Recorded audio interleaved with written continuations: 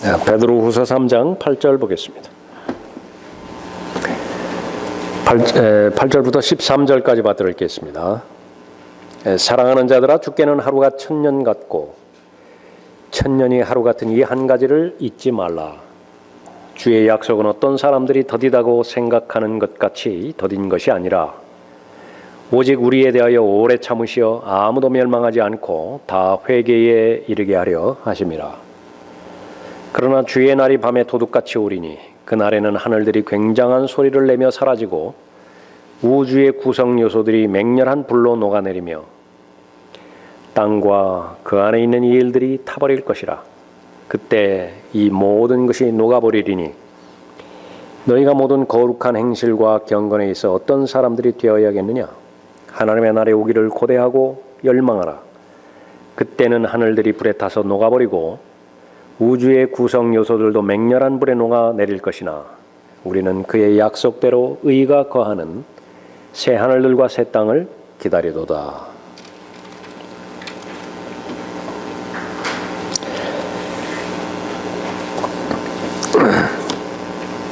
오늘 설교의 제목은 예언의 날의 목적입니다.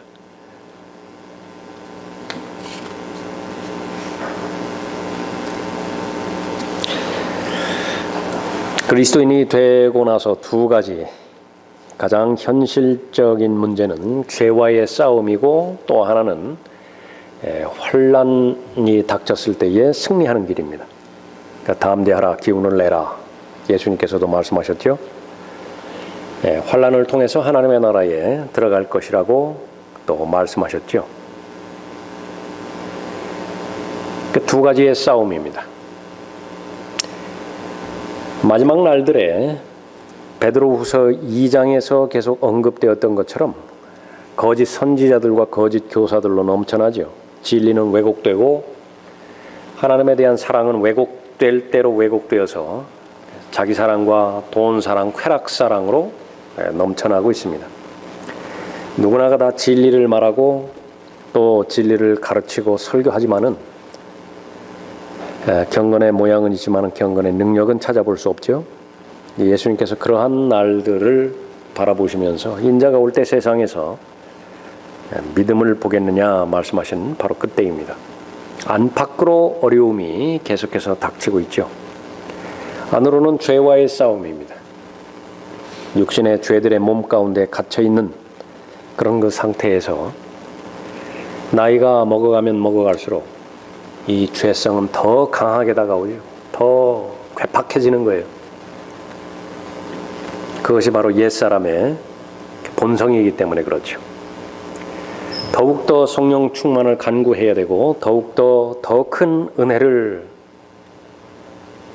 필요로 하기에 은혜의 보좌 앞으로 부지런히 나아가야만 자신의 육신과의 싸움에서 이길 수가 있죠. 그러니까 밖으로는 환난입니다. 진리를 믿고 진리를 실행하려고 했을 때에 마귀가 방치하지 않는 것은 너무나 당연한 것이죠. 또 다른 영, 또 다른 예수, 또 다른 복음, 그것으로 무장한 사탄의 그 일꾼들이, 거짓 사도들이 참된 진리의 말씀이 실행되지 못하도록 계속 방해하고 있는 것입니다. 오늘 본 말씀은 그 비결입니다. 어떻게 하면 현재의 환난을 이길 수 있는 것인가? 예언의 날들입니다. 예언의 날에 주의하면 이기는 것이에요. 다른 말로 하면 길게 보는 시야입니다. long look. 거의 대부분의 문제는 근시안 때문에 생기는 것이거든요. 한 걸음 뒤로 물러서서 자기가 처한 상황을 제3자적인 관점에서 바라보기만 해도 객관적이 될 수 있습니다. 이성적이 될 수 있죠. 그러니까 믿음의 판단을 내릴 수가 있습니다. 그러나 그러지 않는 한 감정적이고 육신적이고 즉흥적으로 결정을 내리게 되어지죠. 멀리 바라볼 수 있는 안목, 영적인 안목, 그것은 성장하는 사람들에게만 주어지는 것인데 그것에 대한 결정적인 그 관건이 예언의 날들에 대한 지식이죠. 본문에 주의 날이 나오죠. 이것은 바로 예언을 말하는 예언의 날입니다. 이 예언의 날, 그것이 하나님께서 계획하신 하나님의 시간표이고 하나님의 때는 늦추어지지도 않고 당겨지지도 않지요. 정확하게 그때에 일어나는 것입니다. 하나님께서 그렇게 말씀하시고 예언을 하셨기 때문에 그대로 실현이 되어지는 거죠. 그 사실만 알 수 있다고 한다면 아무리 만나는 환란이 크다 하더라도 그것을 이길 수 있는 힘을 하나님께서 믿음을 통해서 주시는 것입니다.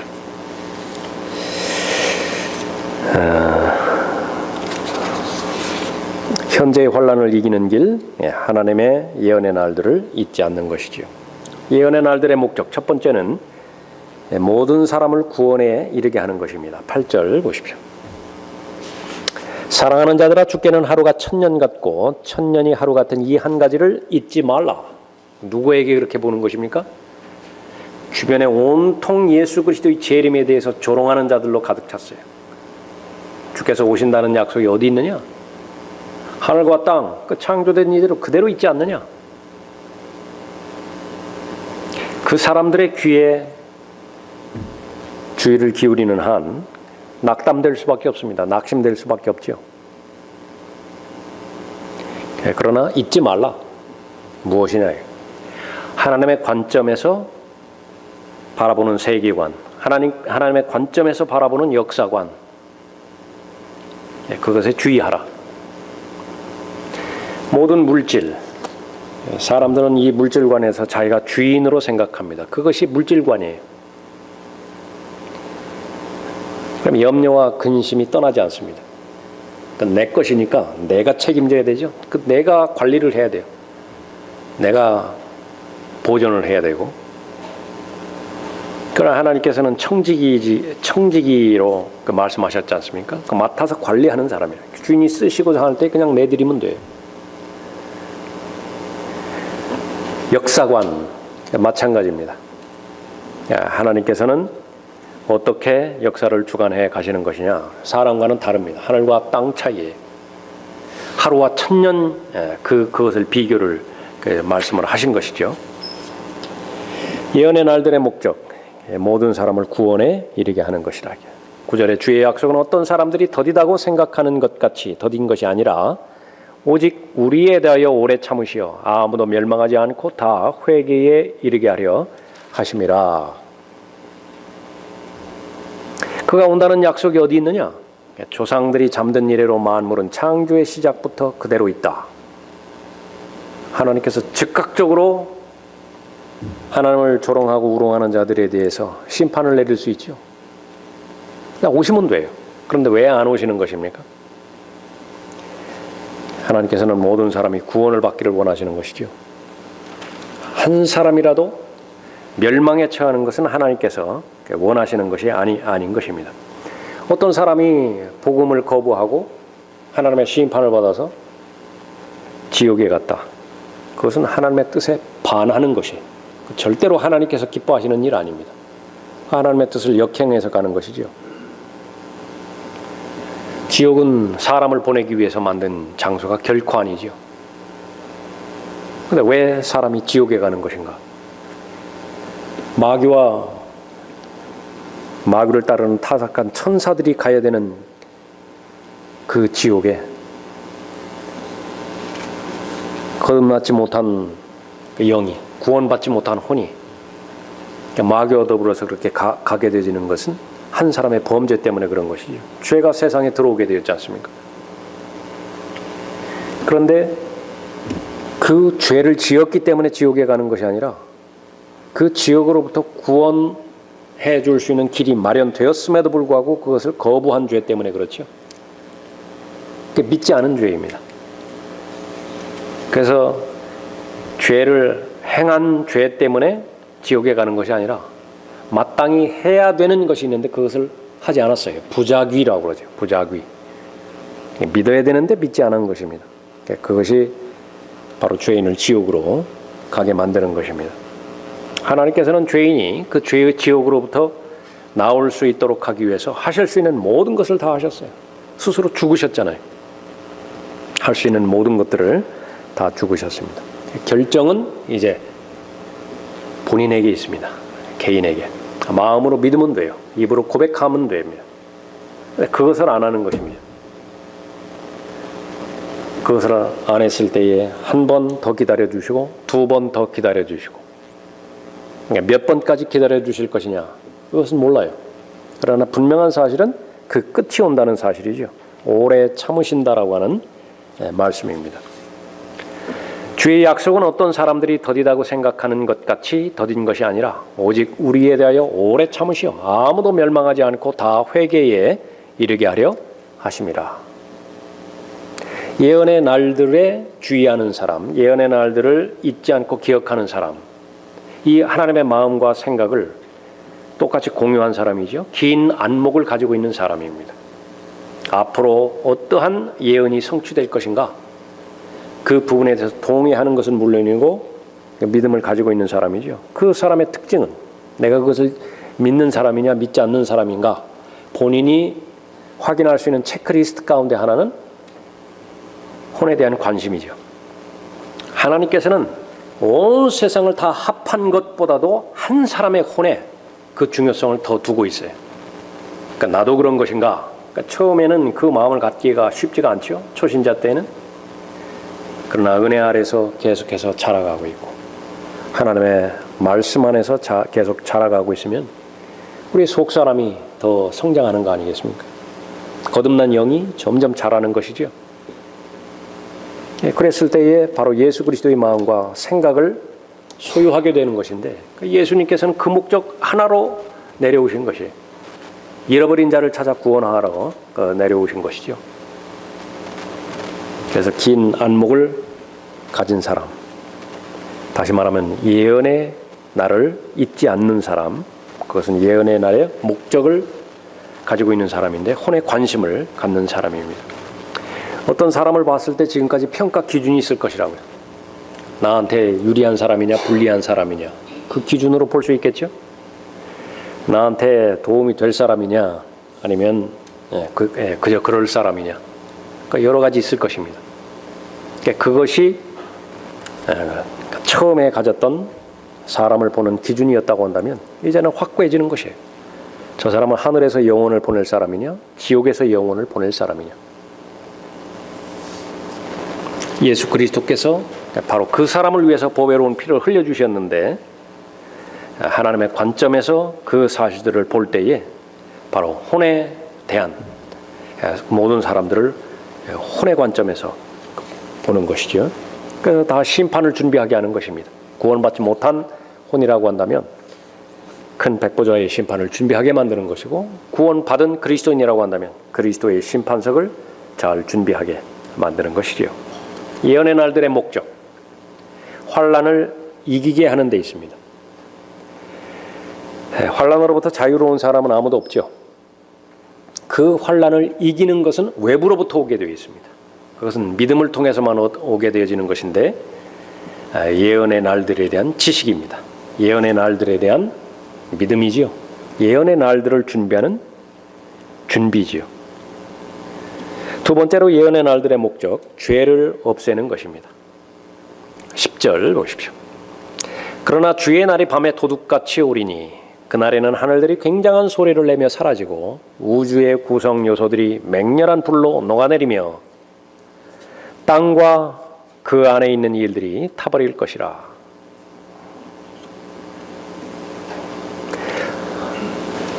하나님께서는 본질을 사람들이 이해할 수 없기 때문에 비유를 통해서 많이 말씀해 주셨죠. 예수 그리스도는 흡사 어떤 분과 같으신 분인가? 하나님의 어린 양이에요. 그렇다고 예수님이 양이 아니죠. 하나님을 바라고 고대하고 또 하나님을 간절히 구하는 사람은 하늘을 높이 올라가는 독수리와 같다고 또 이사야 40장에서 그렇게 비유적으로 말씀하셨죠. 그래서 그 사람이 또 독수리 자체는 아니에요. 지옥을 비유적으로 말씀하셨는데 그것은 쓰레기 소각장입니다. 그러니까 하나도 남김없이 다 태워야 정결하게 되어지는 것이죠. 주의 날이 밤에 도둑같이 오리니 그날에는 하늘들이 굉장한 소리를 내며 사라지고 우주의 구성 요소들이 맹렬한 불로 녹아내리며 그 땅과 그 안에 있는 일들이 타버릴 것이라. 그 죄가 다 제거되는 것입니다. 모든 불의가 하나님을 대적했던 모든 의심들이 다 타버리게 되는 것이죠. 예언의 날들 가장 가깝게는 이제 휴거가 있죠. 휴거가 지난 다음에 또 예수 그리스도의 그 재림이 있습니다. 그러니까 휴거 때도 그렇고 재림 때도 그렇고 주님께서는 무엇인가를 훔치기 위해서 오는 도둑으로 오시는 거예요. 본래 내 소유라고요. 근데 다른 사람이 가지고 있어요. 그거 내가 가져와야 되죠. 그것을 도둑으로 비유하신 것입니다. 휴거 때에 예수님께서 이 세상에 오시죠. 공중으로 오셔서 자신의 소유, 하나님의 자녀들입니다. 하나도 남김없이 다 취해 가시는 것입니다. 재림 때에는요. 자신의 백성인 이스라엘, 지금 누구 손에 있습니까? 그때는 적그리스도의 손에 있죠. 그 적그리스도의 손에서 자신의 백성인 이스라엘을 구원하는 것입니다. 도둑처럼 오시는 것이에요. 이 우주를 다 멸망하실 때가 있죠. 요한계시록 20장에서. 그때는 어떤 상황입니까? 예루살렘이 포위되어 있다고요. 예루살렘에 포위되어 있는 성도들을 또 취하시는 것이죠. 도둑으로 묘사되었습니다.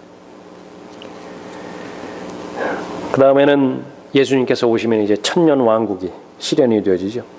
예수님께서 오시면 자연은 새롭게 될 것입니다. 마태복음 19장 28절에 있는 것처럼 새 세대가 오게 되어지는 것이죠.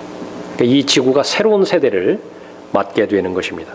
로마서 8장 21절에서 피조물 자체도 그 썩어짐의 속박으로부터 해방되어 하나님의 자녀의 영광스러운 자유에 이를 것이기 때문이라. 모든 창조물이 이제까지 함께 신음하며 고통받는 것을 우리가 아노니. 산이나 강이나 자연 그 모습들을 볼 때 너무나 아름답죠. 가장 아름다운 대상입니다. 하나님께서 창조하신 창조물들이에요. 여러 중국에도 협곡이 있죠. 미국에도 큰 협곡, 그랜드 캐년이라고 불리는 그런 협곡도 있죠. 보기에도 아름답잖아요. 웅장하지 않습니까? 그런데 다 저주받은 거예요. 저주받은 그 대상도 그렇게 아름다운데 그 저주가 풀릴 때의 그 아름다움은 얼마나 더 아름답겠습니까? 지구가 저주 아래에 있고 또 모든 성도들의 몸도, 사람의 몸도 저주 아래에 있는 것입니다. 이것을 그리스도인과 성경 위에는 모두가 다 부인하죠. 저주 아래에 있다는 사실을 부인하는 것입니다. 저주 아래에 있으면 계속 밑으로 내려가는 것입니다. 더. 그러나 세상 문화는 또 세상 학문은 세상 철학은 계속해서 앞을 향해서 나아가고 있다고 언급하고 있죠. 밑이 아니라 위를 향해서 계속 올라가고 있다고 그렇게 주장하는 것입니다. 홍수가 있고 지진이 있고 허리케인이 있고 시간이 가면 갈수록 지구에 내려지는 그런 재앙들, 죄 때문에, 저주 때문에 내려진 재앙들이죠. 그것은 더 심해져 가는 것입니다.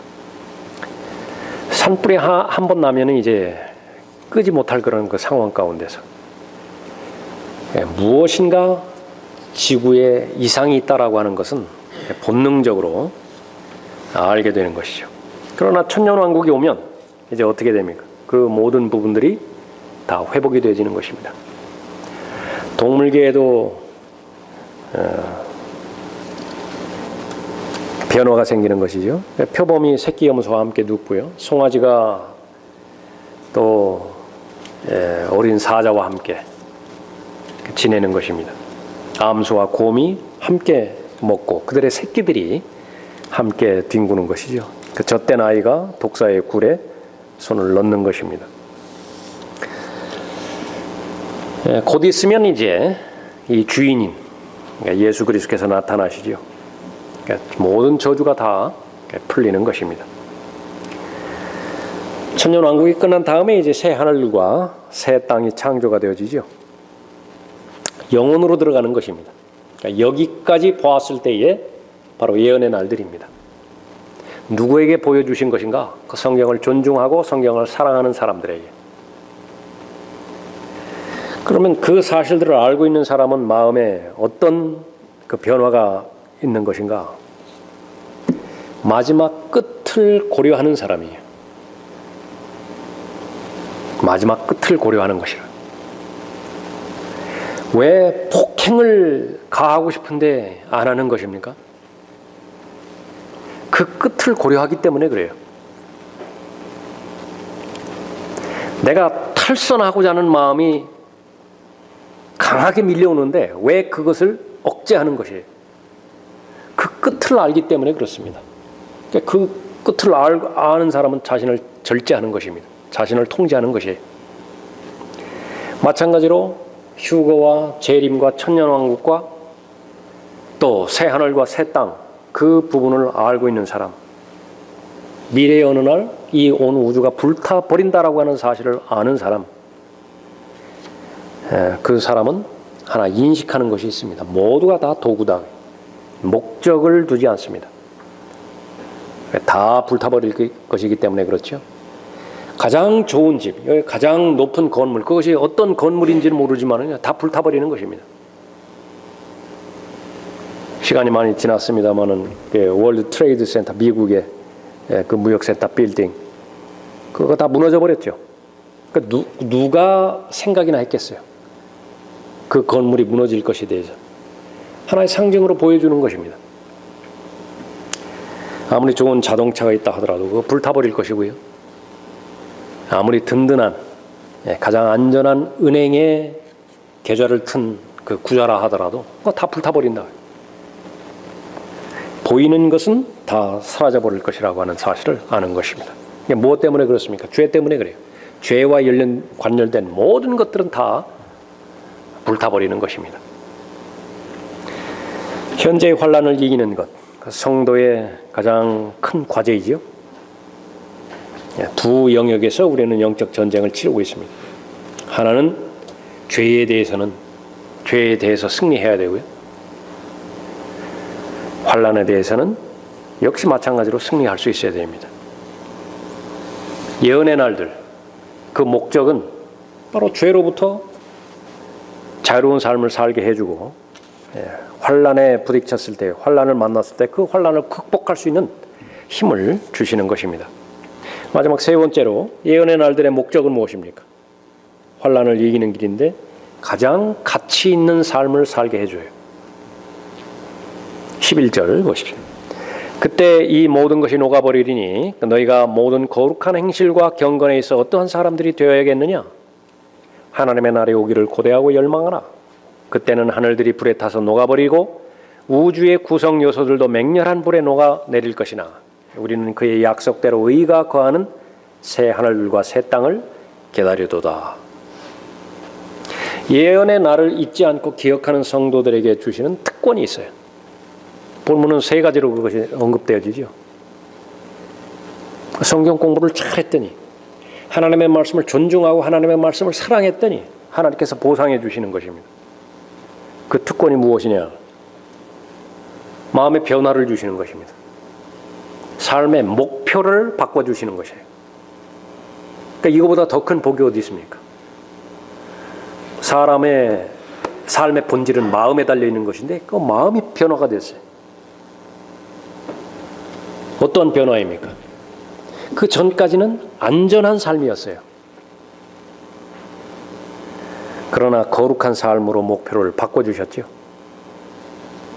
그때 이 모든 것이 녹아버리니 너희가 모든 거룩한 행실과 경건에 있어 어떠한 사람들이 되어야겠느냐? 하나님의 관점은 하나님의 자녀가 과연 거룩한 삶을 추구하고 거룩한 삶을 살아내는 것인가? 거기에 있습니다. 내가 거룩하니 너희도 거룩하라. 그 한 가지 목표를 이루기 위해서 필요한 모든 것들 다 구하라고 말씀하셨죠. 예수 그리스도를 통하여 넘치도록 공급해 주시죠. 그것이 그러한 삶이 가능하게 된 것입니다. 그리스도인은 우선순위에 자신의 삶이 달려있는 사람이죠. 반드시 확인해 봐야 됩니다. 부지런히 자주 확인할수록 좋은 것이에요. 하나님을 모르는 사람은 생존이 목적입니다. 이 땅에서의 생존이 목적이에요. 그래서 오래 살아야 돼요. 그것이 제일 큰 우선순위고요. 그 다음에는 웰빙이죠. 그리스도인은 하늘을 목표로 살아가는 사람이죠. 하늘에서 사는 삶은 영원한 삶을 준비하면서 이 땅에서 살아가는 것입니다. 이 땅을 계속해서 살아가는 데 있어서 그리스도인임에도 불구하고 비켜갈 수 없는 것은 침울한 삶을 살 수 있어요. 우울해할 수 있습니다. 다 감정을 가지고 있기 때문에 그렇죠. 하나님께서 지혜를 주실 것이라고요. 무엇이 잠정적이고 무엇이 영원한 것인가? 그것을 도처의 모든 샘플들을 동원해서 알려주신 거예요. 그것을 볼 수 있는 영적인 안목만 있으면 다시 하나님 앞에서의 자신의 위치를 확인하는 것입니다. 여러 가지 환란이 있는데 성경에서는 그것을 두 가지로 표현을 합니다. 고난과 환란은요, 하나님 보시기에 잠깐 당하는 것이라고 그랬어요. 베드로를 통해서 언급하셨죠. 또 바울을 통해서 언급하신 것은 가볍다 그랬어요. 환란이 무거운 게 아니에요. 가벼운 거예요. 잠깐 지나는 것이고요. 그럼 왜 내가 닥친 그 환경이 또 환란이 왜 가볍다고 그렇게 가볍다고 말씀하시는 것인가? 그 잘 모르죠. 그러니까 제일 좋은 것은 그때 누가 병원에 있다면은 더 좋은 그런 그 부분이지만은요. 그렇지 않다 하더라도 병원을 한번 방문해 보는 것입니다. 요 앞에 그 요양원도 있지 않습니까? 계속해서 휠체어 타야 되고 침대에 계속 누워 있어야 되고 호스피스 병동 같은 경우에는요. 그거는 치료는 이제 포기해 버렸잖아요. 고통만 가중되지 않도록 그렇게 하고 있다. 그 사람들하고 비유해 봤을 때 내가 느낀다고요. 가벼워요. 나한테 닥치는 환란이 가볍다고요. 보통 시험 쌍둥이가 그 머리만 이렇게 붙어 있지 않을 경우에는요, 의사가 이렇게 결정을 하게 한다고 합니다. 부모고 어느 쪽을 택할 것이냐. 얼마나 어려운 결정이겠어요. 그런데 10살 넘은 그런 나이인데요. 하체가 하나밖에 없어요. 배꼽 밑으로 하나예요. 근데 배꼽 위로는 둘이에요. 어떻게 살겠어요?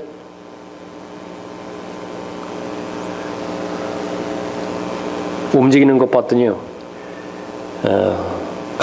각자가 손 2개가 있을 거 아니겠어요. 다리는 2개잖아요. 총 6이잖아요. 6을 움직여서 다 돌아다니는 거예요. 계속 그런 삶을 산다고 한번 생각해 보십시오. 나한테 닥친 어려움들, 고통, 가벼울 것이라고. 그러나 궁극적으로는 나를 위해서 고난당하신 십자가에서 자신의 혼을 속죄제물로 바치신 예수 그리스도의 고난이에요.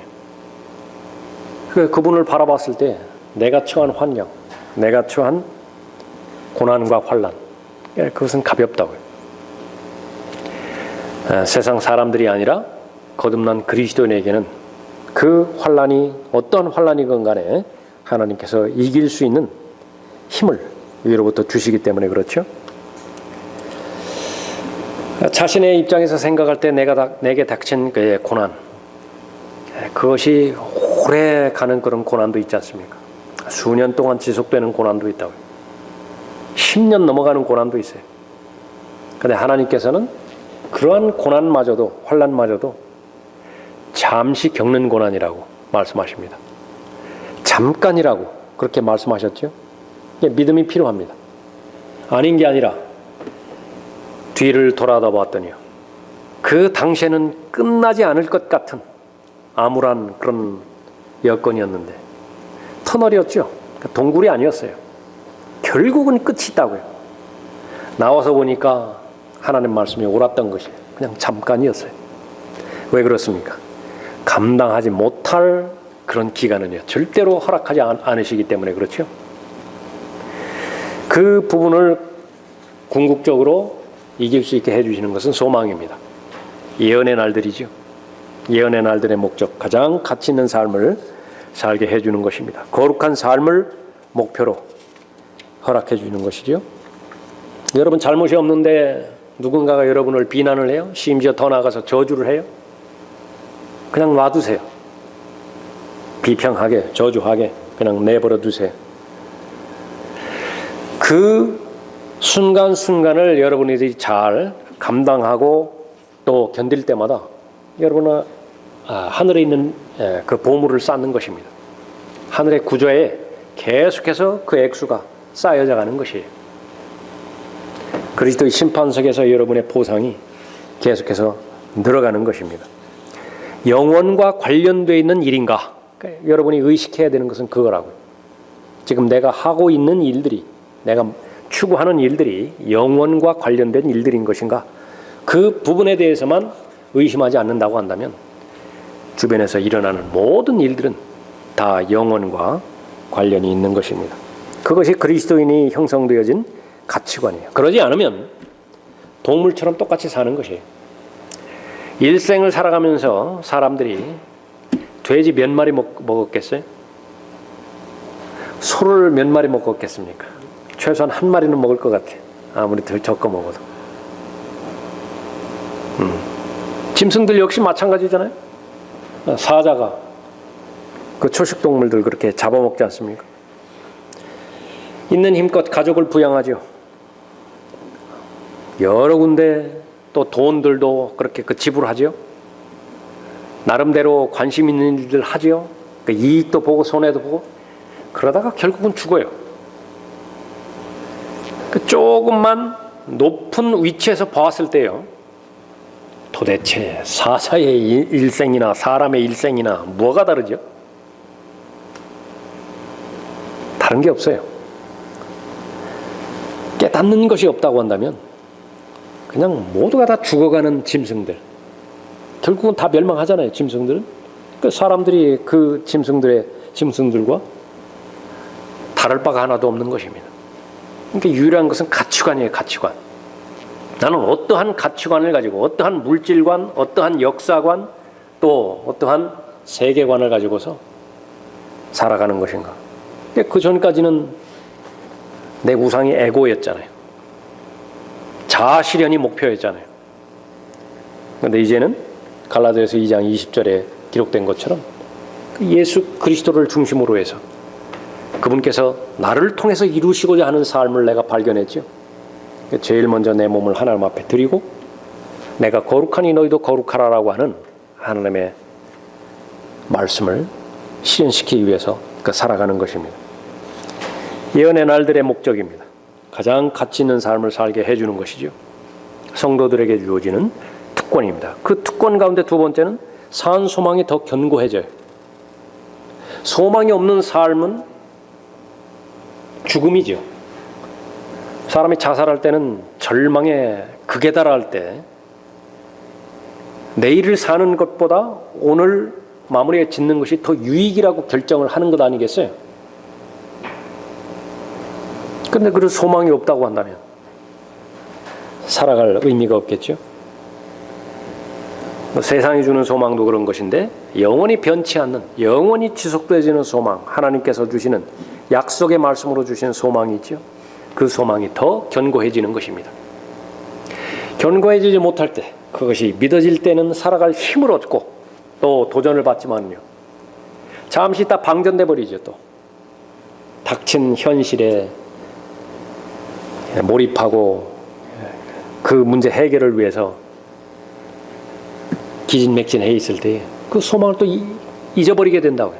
그러면 또 하나님께서 기회를 주셔서 말씀을 듣게 하시고 하나님의 말씀을 통해서 깨우쳐 주시고 또 교제를 통해서 권면해 주시고 도전해 주시고 그러지 않습니까? 그럼 다시 힘을 얻잖아요. 그런데 이 예언의 날들의 목적은요, 성도들에게 특권을 주는 특권 가운데 하나는 그것이 이제 자기에게 진리로 자리 잡았어요. 어디 있든지 어떤 일을 하든지 그 의식의 기반 위에서 걸어가게 되는 것입니다. 절대로 흔들리지 않아요. 그렇게 크게 보였던 일들이 작아 보이는 것입니다. 여러 번 우리가 비유로 들었지만은 수레바퀴에 바퀴가 커져버린 거예요. 그 전까지는 작은 웅덩이에만 걸렸다 하더라도 뒤에서 밀어줘야 되고 앞에서 끌어줘야 되고 그래야 겨우 그 구덩이에서 빠져나왔었는데 이제는 뭐 덜컥 뭐 구덩이가 있었나 보다. 작아 보이는 것이에요. 12절이죠. 하나님의 날이 오기를 고대하고 열망하라. 그때는 하늘들이 불에 타서 녹아버리고 우주의 구성 요소들도 맹렬한 불에 녹아버릴 것이나. 그리스도는 열망하는 사람입니다. 누구를 열망하죠? 신랑을 열망하는 사람이에요. 하나님의 오심, 주님의 오심을 고대하고 열망하는 사람이죠. 성경의 마지막입니다. 그러하옵니다. 주 예수여 오시옵소서. 이 땅을 살아가면서 많은 생각을 하고 많은 일들을 하고 보람 있고 가치 있는 일을 하는데 그것이 영원과 전혀 관계가 없다. 그것은 다른 사람들 보기에 가치 있는 일로 평가받을지 모르지만은 하나님 보시기에는 헛거예요. 아무런 가치가 없기 때문에 그렇습니다. 그러면 그 누가 영원과 관련 있는 그런 일들을 추구하는 것인가? 산소망이 견고해지는 사람이죠. 산소망이 견고해진 사람. 얼마만큼 자신의 삶이 다른 사람에게 영혼을 바라보게 만들고 영혼을 준비하게 하는 데 있어서 영향을 끼쳤는가? 그것이 이제 의미 있는 질문이 될 거예요. 제일 현실적인 것은 영혼을 준비하게 만드는 것이겠죠. 구령입니다. 증인으로서의 삶을 살아가는 거예요. 캄캄해가지고 보이지 않는데 다리는 끊어졌다고요. 근데 그 사실을 나는 알아요. 있는 힘을 다해서 갖은 수단과 방법을 다 동원해서 오지 말라고. 끊어졌다고. 다리는 끊어졌다고. 근데 그 앞에서는요, 거대한 물줄기처럼 헤아릴 수 없는 사람들이 뒤에서 계속 밀어 제끼니까 앞으로 그냥 계속 나아가고 있는 거예요. 다리는 끊어졌다고요.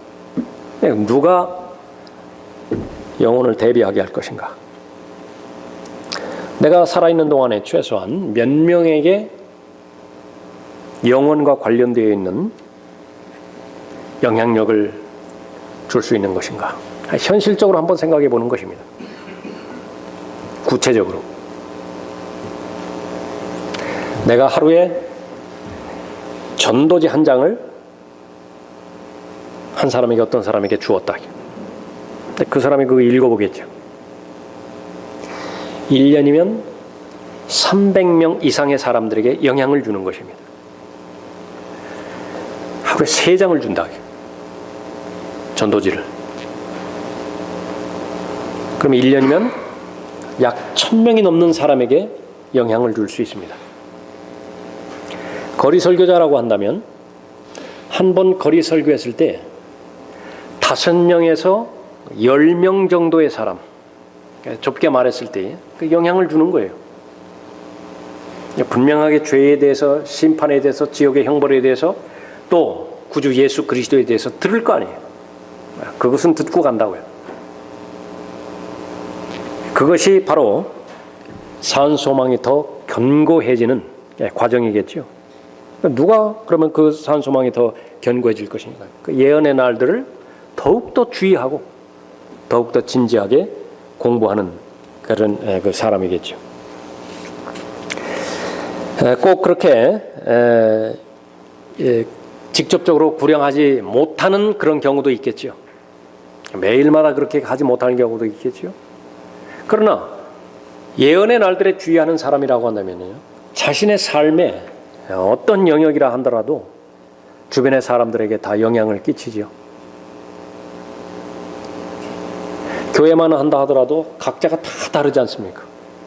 하는 일들이 또 그 위치들이 다 다르지요. 그러나 하나도 소용없는 사람이 없어요. 무익한 사람이 없는 것입니다. 전제 조건은 무엇이라고요? 예언의 날들을 알고 있고 믿고 있는 사람들입니다. 하나님의 그 부르심을 받아서 남편이 구령자로서, 증인자로서, 거리 설교자로서, 또 목자로서 그 역할들을 한다. 주부가 안에서 설거지도 하고 밥도 짓고 또 집안일도 한다. 성경은 보장해 주는 거예요. 다 영혼과 관련이 있어요. 그러나 그 예언의 날들에 대해서 집중하지 못하고 그 부분에 대해서 인식되지 못하면 무료해지죠. 회의가 된다고요. 그것은 남자나 여자나 다 마찬가지입니다. 그 사람의 목표가 종교를 가지고 있을 때 종교는 회의를 가져와요. 자신의 힘으로 극복할 수밖에 없는 것이죠. 지치게 되어 있는 것입니다. 그러나 산 소망이 더 견고해진 사람, 어떠한 일이 주어진다 하더라도요, 다른 사람과 비교하지도 않고 그처럼 어리석은 일이 없죠. 아무리 작은 일이라 하더라도, 아무리 다른 사람의 눈에 띄지 않는 일이라 하더라도 그것이 예언의 날들과 관련되어서 영혼과 관련이 있다고 한다면 사람 바라보지 않아요. 골로새서 3장에 있는 것처럼 사람 앞에서나 사람이 보지 않는 데서나 한결같아요. 그 자유를 누가 주겠습니까? 하나님께서 주시는 것이지요. 온전한 구원을 이루는 특권이 있습니다. 우리는 그의 약속대로 의가 거하는 새 하늘과 새 땅을 기다리는도다. 아까 예를 들어서 보았던 그 샴 쌍둥이요. 다리는 허리 안에는 하나인데 몸이 둘이잖아요. 그처럼 불완전한 게 어디 있어요? 모든 그리스도인은 불완전한 구원을 받은 사람이에요. 다 불완전한 구원이라고요. 완전한 구원에 이르렀을 때 얼마나 큰 자유를 누리겠습니까? 이제 육신의 죄들의 몸 벗어버리겠죠. 그리스도의 영광스러운 몸으로 모두가 다 바꿔지겠죠. 그런데 그것이 바로 이제 머지 않았습니다. 곧 공중으로 오셔서 각자의 이름을 호명하면 우리는 하던 일들 다 멈추고 다 올라가겠죠. 올라가면서 아쉬워하는 사람은 단 한 사람도 없을 거예요. 아무리 중요한 일이라 하더라도, 아무리 시급한 일이라 하더라도 잠깐만요, 이것만 하고요, 그렇게 말할 사람은 없어요. 기도의 제목이 있다고 한다면 서둘러 주십시오. 예수 그리스도께서 오시는 것은 분명한 사실인데 가능하다면 이 8절에 나와 있는 것처럼 하나님의 시간 계획표 있잖아요. 서둘러 주십시오. 그러면 모든 것들이 다 해결되어지니까요. 오늘 기도하기 위해서 나왔지만은 개인 기도, 뭐 가정 기도, 중보 기도 다 해결돼 버리는 거예요. 우리는 그의 약속대로 의가 거하는 새 하늘들과 새 땅을 기다리려다. 그 완전한 구원을 경험할 것이고요. 완전한 환경 가운데서 이사야 9장 7절에 있는 것처럼 그 예수 그리스도께서 통치하는 그 정부, 그건 끝이 없죠. 계속 증가하는 것입니다. 증가하는 것입니다. 한 행성에 구원받은 하나님의 자녀들이 가득 채워지면 또 두 사람을 천사가 데려다가 여러분들이 그렇게 할 거라. 다른 아무도 살지 않는 행성에다가 둘만 내려놓는다고. 거기서 번성하라는 거예요. 끝없이 계속 확장될 것입니다.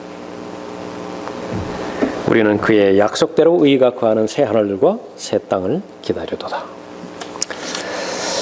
지난 한 해 동안, 올 한 해 동안 여러분은 죄와 얼마만큼 피 흘리기까지 맞서 싸웠습니까? 승리를 쟁취하셨죠?